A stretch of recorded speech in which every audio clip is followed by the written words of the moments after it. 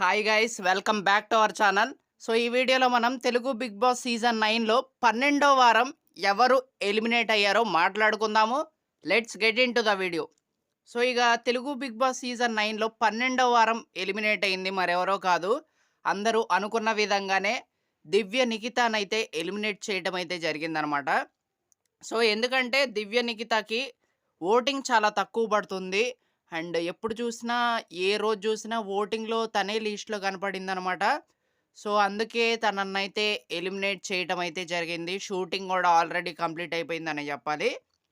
And దివ్య నిఖిత గురించి చెప్పాలి అంటే ఆహ్, స్టార్టింగ్ చాలా నెగటివిటీ అనేది ఉన్నదనమాట. కాకపోతే ఇప్పుడు కొంచెం పాజిటివిటీతో బయటికెళ్తుందనే జెప్పాలి.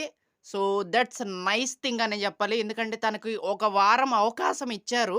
సో, అవకాశం ఇచ్చాక దాన్ని చాలా బాగా ఉపయోగించుకుంది. కొంచెం ఆ నెగటివిటీ అనేది తగ్గించుకొనెళ్తుంది. సో, అది మంచి విషయం అనే జెప్పాలి తన విషయంలో.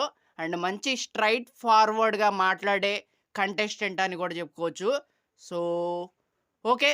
సో, చాలా మంచి contestant and all the best for Divya Nikhita అని గూడా చెప్పాలి. So, that's it guys.